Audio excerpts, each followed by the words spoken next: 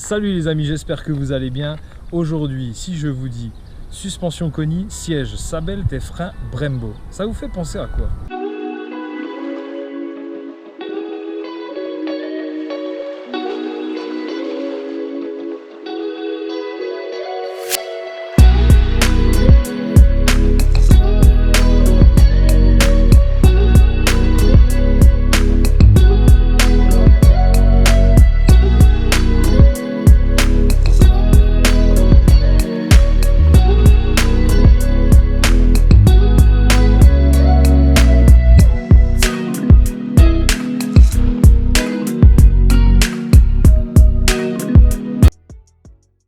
Alors les amis, on se retrouve pour présenter la voiture avec Arnaud, le propriétaire. Donc salut Arnaud. Salut.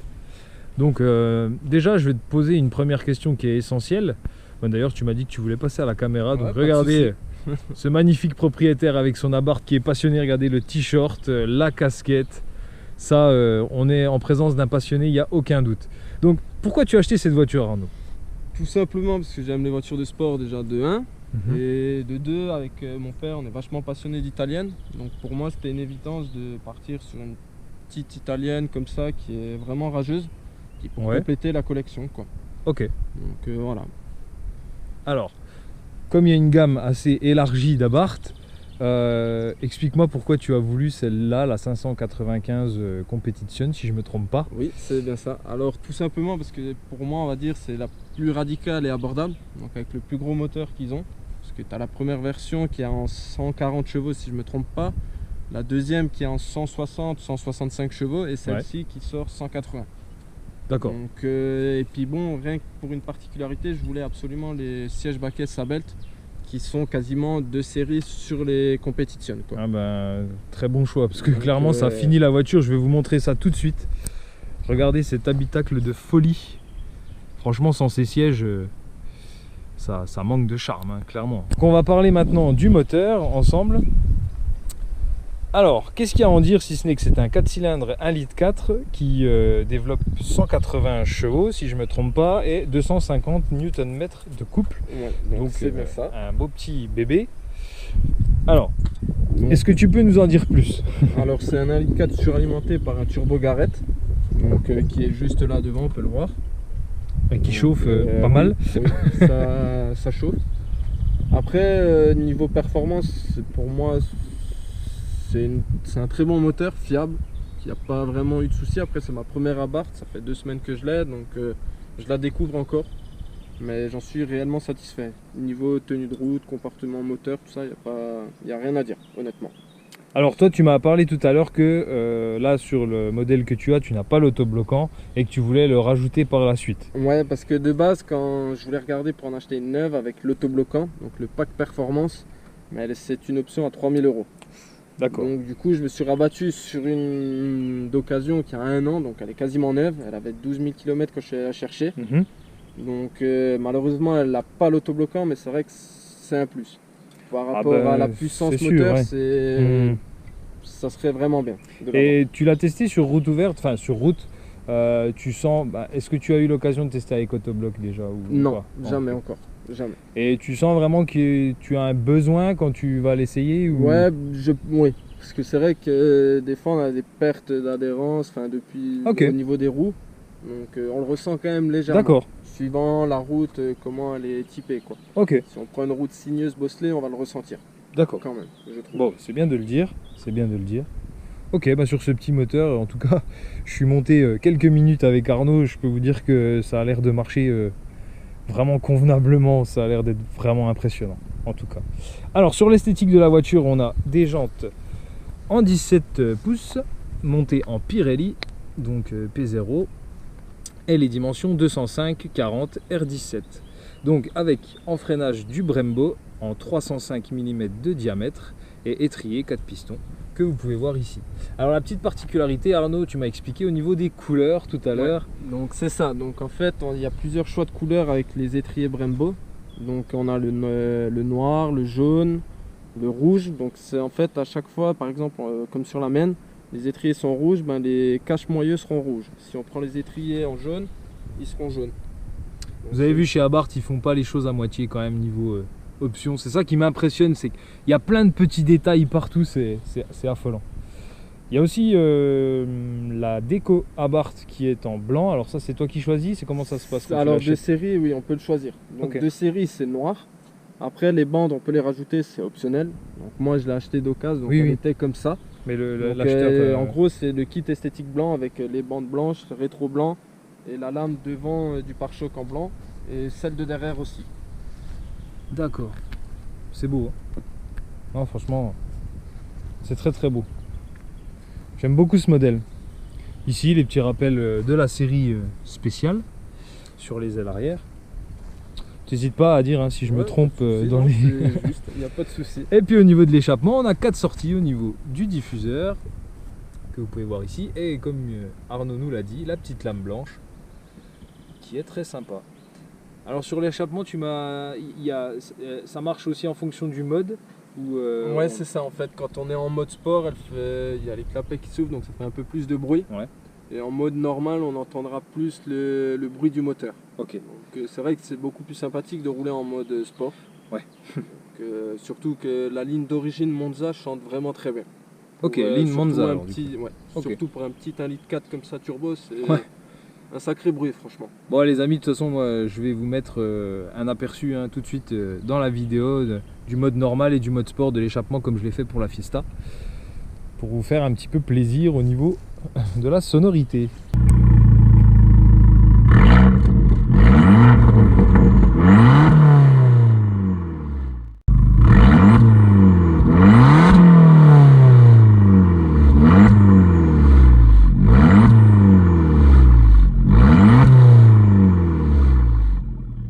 Maintenant on va passer à l'intérieur parce qu'il y a aussi beaucoup de choses à dire.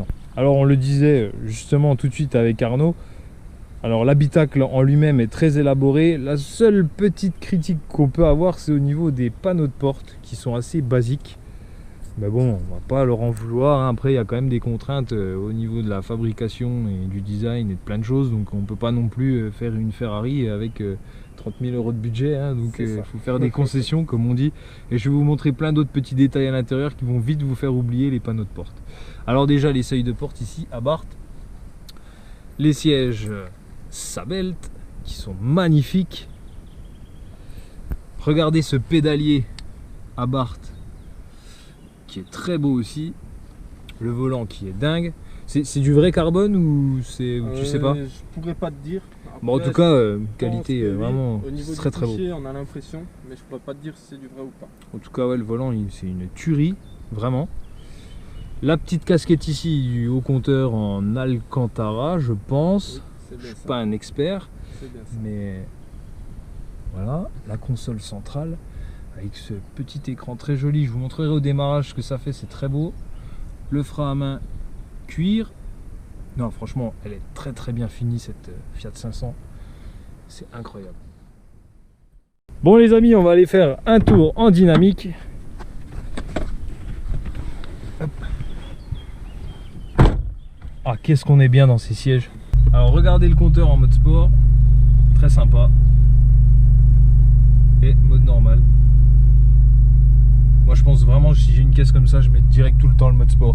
Tu peux pas le bloquer le bouton Non, non. Après il y a une particularité, il y en a qui font ouvrir les clapets.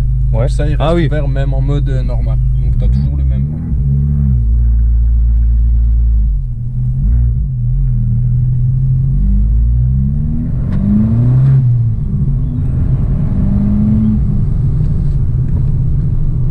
Alors déjà c'est très raide hein, au niveau du châssis.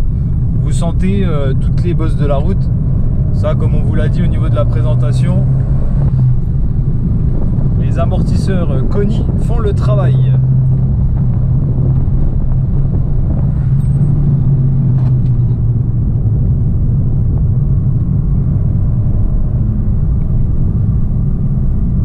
Oh, ça a l'air de très très bien marcher.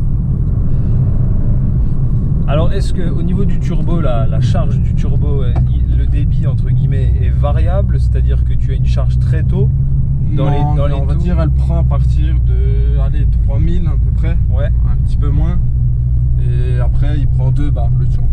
Ah ouais. Ce qui est déjà énorme, je trouve. Énorme, pour, c'est énorme. Un 1,4 litre. Et donc quand ils quand les gens reproguent leur appart, ils vont au-delà des 2 bars, du coup ça veut dire?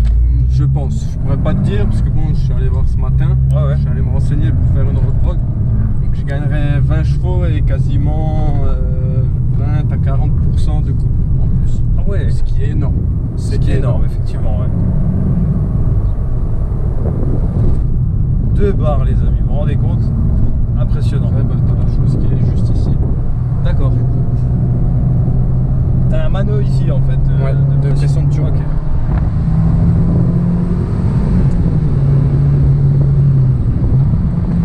Les freins sont hyper efficaces.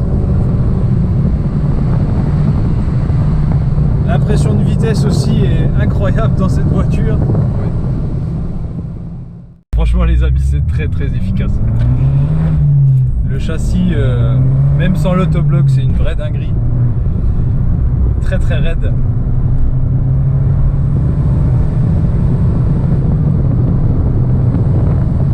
Il est concentré le bonhomme. Oh oui, il faut, c'est important.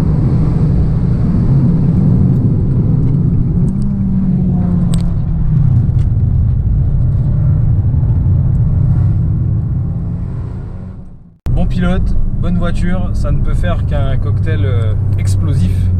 Non, c'est une très bonne caisse. Et on n'a pas parlé de prix justement, Arnaud. Tu as acheté ces 2 voitures, alors je sais plus d'ailleurs si on a parlé de prix ou pas. Non. 12 000 km.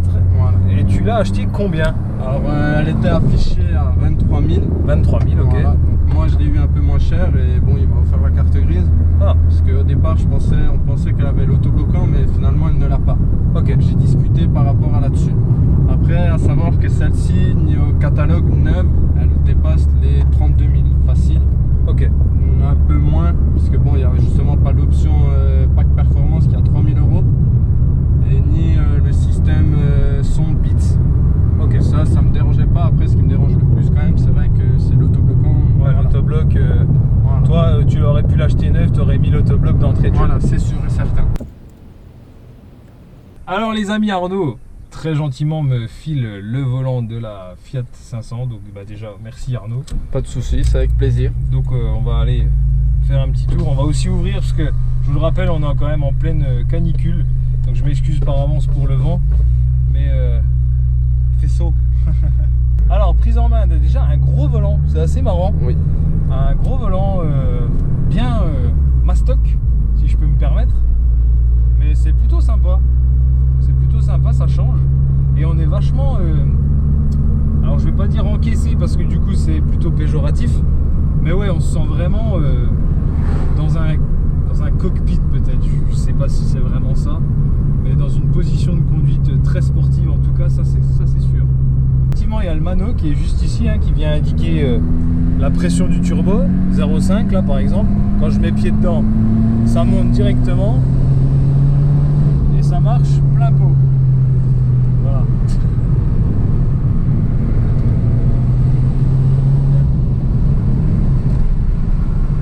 Alors châssis très raide, je me répète, hein, mais à la conduite ça se ressent aussi.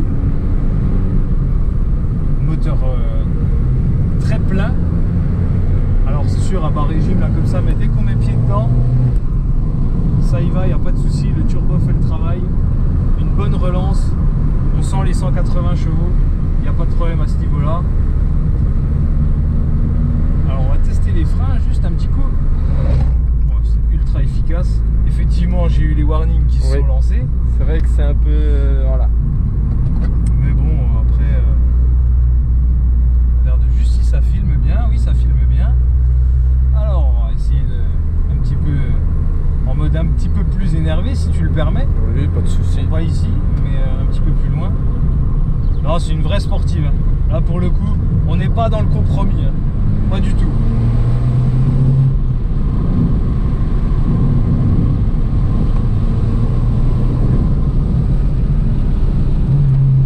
Alors la position du pommeau, je pensais que ça allait être perturbant, mais pas du tout. Elle est vraiment safe cette voiture, c'est-à-dire que...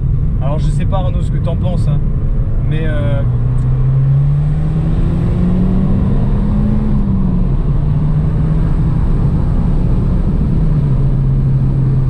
Waouh. Alors j'ai pas fini ma phrase du coup.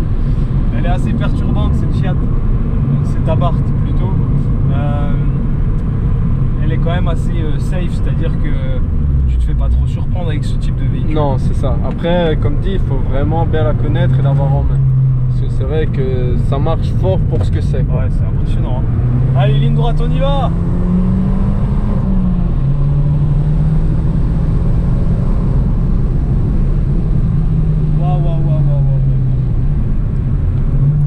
Les amis, là on a juste envie de bouffer sa paye dans l'essence et de rouler toute la journée avec cette voiture.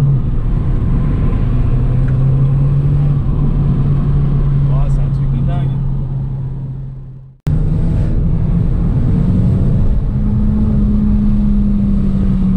Mais franchement j'ai rien à dire. Là ils ont fait le taf chez Abarth. 23 000 € les amis, 12 000 km. Quoi demander de plus? Vous avez quoi pour 23 000 € aujourd'hui? Dites-nous en commentaire d'ailleurs, avec Arnaud ça va nous intéresser. Qu'est-ce qu'on a maintenant pour 23 000 € qui arrache le bitume autant que ça? Vous entendez là dans les ruelles?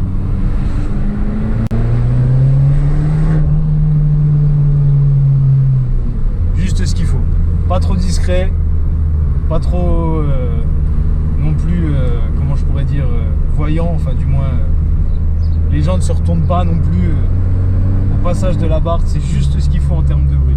C'est ça maintenant que je trouve vachement bien avec les voitures d'aujourd'hui, les sportives d'aujourd'hui, c'est que elles sont civilisées, il y a la clim, il y a machin, voilà. Et tu peux acheter juste un paquet de jantes, un pack de jantes, des pneus slick et le dimanche aller péter un câble sur circuit. Voilà, c'est vrai. Et le lundi tu peux aller retourner costard cravate travailler tranquillement dans ta voiture. C'est ça qui est génial et que dans les anciennes, par exemple, je pense au 106 parce que je suis propriétaire de 106, que tu peux pas faire avec une 106. Ou alors... C'est vrai, moi qui ai eu des 106, c'est pareil, c'est vrai. Je suis tout à fait d'accord. Moi la mienne aujourd'hui, bon même si elle est rabaissée moins 30 machin, sur circuit ça vaut rien, clairement. Ouais. Voilà, c'est vrai que ouais, c'est dépassé quoi. C'est un petit jouet qui est sympa sur route ouverte, tu peux faire mumuse, mais en aucun cas tu seras efficace, en aucun cas. Voilà. Donc, non, la sportivité n'est pas morte aujourd'hui les amis. Elle est encore bien vivante et Abarth le sait. Et ça fait plaisir, ça fait vraiment plaisir. Donc là on arrive sur Ferrette du coup. Ouais c'est ça. Alors les amis, pour ceux que ça intéresse, on est sur Ferrette, donc Ferrette dans le 68 et avec les jolies routes qui vont avec. Donc ça fait plaisir. Merci Arnaud pour ce tour. Pas de soucis, c'était avec plaisir. Cette rencontre fut très intéressante pour moi. C'est avec grand plaisir. Tant sur le plan automobile que humain, tu es quelqu'un de très sympa. Merci. Donc si tu veux donner tes réseaux sociaux, si les gens veulent te suivre, veulent discuter avec toi, tu peux. Alors j'ai une page Facebook, donc mon profil c'est Mainbourg Arnaud. Sinon on peut me trouver également sur Instagram où je poste pas mal de photos, comme je vais sur pas mal de rassemblements, de rallyes, courses de côte, enfin voilà. Donc n'hésitez pas à venir jeter un coup d'œil. Alors Arnaud et Mainbourg, tu peux les plaire peut-être? Donc M-A-I-M-B-O-U-R-G. Voilà les amis, donc si vous avez envie de discuter avec Arnaud de son Abarth et de ses autres voitures, alors on n'en dira pas de trop, mais il a aussi d'autres voitures avec son père, si mes souvenirs sont bons. Oui, c'est ça. C'est exactement ça. Vous verrez ça sur son profil, j'imagine. Mais ça vaut le détour. En tout cas, c'est un vrai passionné de marque italienne et un vrai passionné tout court. Donc n'hésitez pas à le solliciter si vous voulez discuter de sa Fiat Abarth ou en commentaire d'ailleurs, je pense, parce que je pense que Arnaud va regarder les commentaires de la vidéo. Donc il ne pourra pas commenter parce que tu n'as pas de compte YouTube. Voilà, c'est bien ça. Mais s'il y a des réponses à apporter, je te demanderai il n'y a pas de souci. les apporter. En tout cas, voilà.